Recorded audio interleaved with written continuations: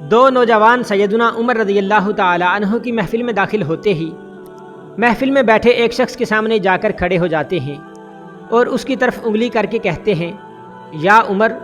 یہ ہے وہ شخص۔ سیدنا عمر رضی اللہ تعالی عنہ ان سے پوچھتے ہیں، کیا کیا ہے اس شخص نے؟ امیر المؤمنین، اس نے ہمارے باپ کو قتل کیا ہے۔ کیا کہہ رہے ہو؟ اس نے تمہارے باپ کو قتل کیا ہے؟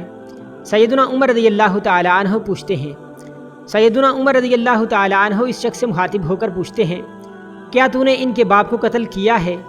وہ شخص کہتا ہے، ہاں امیر المؤمنین، مجھ سے قتل ہو گیا ہے۔ کس طرح قتل کیا ہے؟ سیدنا عمر رضی اللہ تعالی عنہ پوچھتے ہیں، یا عمر رضی اللہ تعالی عنہ، ان کا باپ اپنے اونٹ سمیت میرے کھیت میں داخل ہو گیا تھا۔ میں نے منع کیا، باز نہیں آیا تو میں نے ایک پتھر دے مارا جو سیدھا اس کے سر میں لگا اور وہ موقع پر مر گیا۔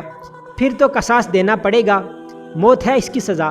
سیدنا عمر رضی اللہ تعالی عنہ کہتے ہیں، نہ فیصلہ لکھنے کی ضرورت، اور فیصلہ بھی ایسا اٹل کہ جس پر کسی بحث و مباحثے کی بھی گنجائش نہیں ہے۔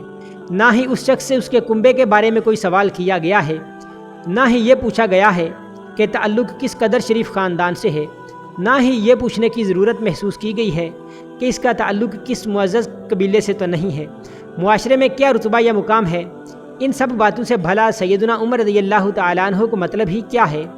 کیونکہ معاملہ اللہ کے دین کا ہو تو عمر رضی اللہ تعالیٰ عنہ پر کوئی اثر انداز نہیں ہو سکتا، اور نہ ہی کوئی اللہ کی شریعت کی تنقید کے معاملے پر عمر رضی اللہ تعالیٰ عنہ کو روک سکتا ہے، حتیٰ کہ سامنے عمر رضی اللہ تعالیٰ عنہ کا اپنا بیٹا ہی کیوں نہ قاتل کی حیثیت سے آ کھڑا ہو، قصاص تو اسے بھی لیا جائے گا۔ وہ شخص کہتا ہے، اے امیر المؤمنین، اس کے نام پر جس کے حکم سے یہ زمین و آسمان قائم کھڑے ہیں، مجھے صحرا میں واپس اپنے بیوی بچوں کے پاس جانے دیجیے تاکہ میں ان کو بتا آؤں کہ میں قتل کر دیا جاؤں گا۔ ان کا اللہ اور میرے سوا کوئی آسرا نہیں ہے، میں اس کے بعد واپس آ جاؤں گا۔ سیدنا عمر رضی اللہ تعالیٰ عنہ کہتے ہیں، کون تیری ضمانت دے گا کہ تو صحرا میں جا کر واپس بھی آ جائے گا؟ مجمع پر ایک خاموشی چھا جاتی ہے، کوئی بھی تو ایسا نہیں ہے جو اس کا نام تک بھی جانتا ہو۔ اس کے قبیلے، خیمے یا گھر وغیرہ کے بارے میں جاننے کا معاملہ تو بعد کی بات ہے، کون ضمانت دے اس کی؟ کیا یہ 10 درہم کے ادھار یا زمین کے ٹکڑے یا کسی اونٹ کے سودے کی ضمانت کا معاملہ ہے؟ ادھر تو ایک گردن کی ضمانت دینے کی بات ہے جسے تلوار سے اڑا دیا جانا ہے، اور کوئی ایسا بھی تو نہیں ہے جو اللہ کی شریعت کی تنقید کے معاملے پر عمر رضی اللہ تعالیٰ عنہ سے اعتراض کرے یا پھر اس شخص کی سفارش کے لیے ہی کھڑا ہو جائے، اور کوئی ہو بھی نہیں سکتا جو سفارشی بننے کی سوچ سکے۔ محفل میں موجود صحابہ پر ایک خاموشی سی چھا گئی ہے۔ اس صورتحال سے خود عمر رضی اللہ تعالیٰ عنہ بھی متاثر ہیں، کیونکہ اس شخص کی حالت نے سب کو ہی حیرت میں ڈال کر رکھ دیا ہے۔ کیا اس شخص کو واقعی قصاص کے طور پر قتل کر دیا جائے اور اس کے بچے بھوکوں مرنے کے لیے چھوڑ دیے جائیں، یا پھر اس کو بغیر ضمانتی کے واپس جانے دیا جائے؟ واپس نہ آیا تو مقتول کا خون رائے گاں جائے گا۔ خود سیدنا عمر رضی اللہ تعالیٰ عنہ سر جھکائے افسردہ بیٹھے ہیں۔ اس صورتحال پر سر اٹھا کر التجا بری نظروں سے نوجوان کی طرف دیکھتے ہیں، معاف کر دو اس شخص کو۔ نہیں امیر المؤمنین، جو ہمارے باپ کو قتل کرے اس کو چھوڑ دیں، یہ تو ہو ہی نہیں سکتا۔ نوجوان اپنا آخری فیصلہ بغیر کسی جھجک کے سنا دیتے ہیں۔ عمر رضی اللہ تعالیٰ عنہ ایک بار پھر مجمع کی طرف دیکھ کر بلند آواز سے پوچھتے ہیں، اے لوگو، ہے کوئی تم میں سے جو اس کی ضمانت دے؟ حضرت ابو ذر غفاری رضی اللہ تعالیٰ عنہ اپنے زہد و صدق سے بھرپور بڑھاپے کے ساتھ کھڑے ہو کر کہتے ہیں، میں ضمانت دیتا ہوں اس شخص کی۔ سیدنا عمر رضی اللہ تعالیٰ عنہ کہتے ہیں، ابو ذر، اس نے قتل کیا ہے؟ وہ کہتے ہیں، چاہے قتل ہی کیوں نہ کیا ہو، اپنا اٹل فیصلہ سناتے ہیں۔ عمر رضی اللہ تعالیٰ عنہ کہتے ہیں، جانتے ہو اسے؟ ابو ذر رضی اللہ تعالیٰ عنہ کہتے ہیں، نہیں جانتا اسے۔ عمر رضی اللہ تعالیٰ عنہ کہتے ہیں، تو پھر کس طرح ضمانت دے رہے ہو؟ ابو ذر رضی اللہ تعالیٰ عنہ کہتے ہیں، میں نے اس کے چہرے پر مومنوں کی صفات دیکھی ہیں اور مجھے ایسا لگتا ہے یہ جھوٹ نہیں بول رہا، انشاءاللہ یہ لوٹ کر واپس آ جائے گا۔ عمر رضی اللہ تعالیٰ عنہ کہتے ہیں، ابو ذر رضی اللہ تعالیٰ عنہ، دیکھ لو، اگر یہ 3 دن میں لوٹ کر نہ آیا تو مجھے تیری جدائی کا صدمہ دیکھنا پڑے گا۔ امیر المؤمنین، پھر اللہ مالک ہے، ابو ذر رضی اللہ تعالیٰ عنہ اپنے فیصلے پر ڈٹے ہوئے جواب دیتے ہیں۔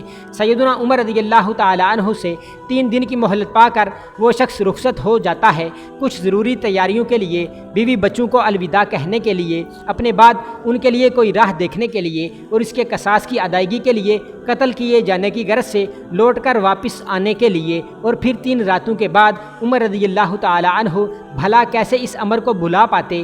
انہوں نے ایک ایک لمحہ گن کر کاٹا تھا۔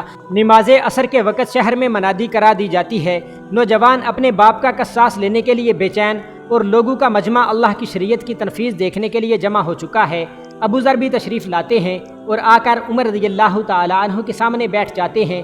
کدھر ہے وہ آدمی؟ سیدنا عمر رضی اللہ تعالیٰ عنہ سوال کرتے ہیں۔ مجھے کوئی پتہ نہیں ہے یا امیر المؤمنین، ابو ذر رضی اللہ تعالیٰ عنہ مختصر جواب دیتے ہیں۔ ابو ذر آسمان کی طرف دیکھتے ہیں جدھر سورج ڈوبنے کی جلدی میں معمول سے زیادہ تیزی کے ساتھ جاتا دکھائی دے رہا ہے۔ محفل میں ہو کا عالم ہے، اللہ کے سوا کوئی نہیں جانتا کہ آج کیا ہونے جا رہا ہے۔ یہ سچ ہے کہ ابو ذر رضی اللہ تعالیٰ عنہ سیدنا عمر رضی اللہ تعالیٰ عنہ کے دل میں بستے ہیں۔ عمر رضی اللہ تعالیٰ عنہ سے ان کے جسم کا ٹکڑا مانگیں تو عمر دیر نہ کریں، کاٹ کر ابو ذر کے حوالے کر دیں، لیکن ادھر معاملہ شریعت کا ہے، اللہ کے احکامات کی بجا آوری کا ہے۔ کوئی کھیل تماشا نہیں ہونے جا رہا، نہ ہی کسی کی حیثیت یا صلاحیت کی پیمائش ہو رہی ہے۔ حالات و واقعات کے مطابق نہیں، اور نہ ہی زمان و مکان کو بیچ میں لایا جانا ہے۔ قاتل نہیں آتا تو ضامن کی گردن جاتی نظر آ رہی ہے۔ مغرب سے چند لمحات پہلے وہ شخص آ جاتا ہے۔ بے ساختہ حضرت عمر رضی اللہ تعالیٰ عنہ کے منہ سے اللہ اکبر کی صدا نکلتی ہے، ساتھ ہی مجمع بھی اللہ اکبر کا ایک بھرپور نعرہ لگاتا ہے۔ عمر رضی اللہ تعالیٰ عنہ اس شخص سے مخاطب ہو کر کہتے ہیں، اے شخص، اگر تو لوٹ کر نہ بھی آتا تو ہم نے تیرا کیا کر لینا تھا؟ نہ ہی تو کوئی تیرا گھر جانتا تھا اور نہ ہی کوئی تیرا پتہ جانتا تھا۔ امیر المؤمنین، اللہ کی قسم، بات آپ کی نہیں ہے، بات اس ذات کی ہے جو سب ظاہر و پوشیدہ کے بارے میں جانتا ہے۔ دیکھ لیجئے، میں آ گیا ہوں، اپنے بچوں کو پرندوں کے چوزوں کی طرح صحرا میں تنہا چھوڑ کر، جدھر نہ درخت کا سایہ ہے اور نہ ہی پانی کا نام و نشان، میں قتل کر دیے جانے کے لیے حاضر ہوں۔ مجھے بس یہ ڈر تھا کہیں کوئی یہ نہ کہہ دے کہ اب لوگوں میں سے وعدوں کا افاہ ہی اٹھ گیا ہے۔ سیدنا عمر نے ابو ذر کی طرف رخ کر کے پوچھا، ابو ذر، تو نے کس بنا پر اس کی ضمانت دے دی تھی؟ ابو ذر رضی اللہ تعالیٰ عنہ نے کہا، اے عمر رضی اللہ تعالیٰ عنہ، مجھے اس بات کا ڈر تھا کہیں کوئی یہ نہ کہہ دے کہ اب لوگوں سے خیر ہی اٹھا لی گئی ہے۔ حضرت عمر نے ایک لمحے کے لیے توقف کیا اور پھر ان جوانوں سے پوچھا کہ کیا کہتے ہو؟ نوجوانوں نے روتے ہوئے جواب دیا، اے امیر المؤمنین، ہم اس کی صداقت کی وجہ سے اسے معاف کرتے ہیں۔ ہمیں اس بات کا ڈر ہے کہ کہیں کوئی یہ نہ کہہ دے کہ اب لوگوں میں سے عفو اور درگزر ہی اٹھا لیا گیا ہے۔ سیدنا عمر اللہ اکبر پکار اٹھے اور آنسو ان کی داڑھی کو تر کرتے نیچے گر رہے تھے۔ اے نوجوانوں، تمہاری عفو درگزر پر اللہ تمہیں جزائے خیر دے۔ اے ابو ذر، اللہ تجھے اس شخص کی مصیبت میں مدد کرنے پر جزائے خیر دے، اور اے شخص، اللہ تجھے اس وفائے عہد و صداقت پر جزائے خیر دے، اور اے امیر المؤمنین، اللہ تجھے تیرے عدل و رحم دلی پر جزائے خیر دے۔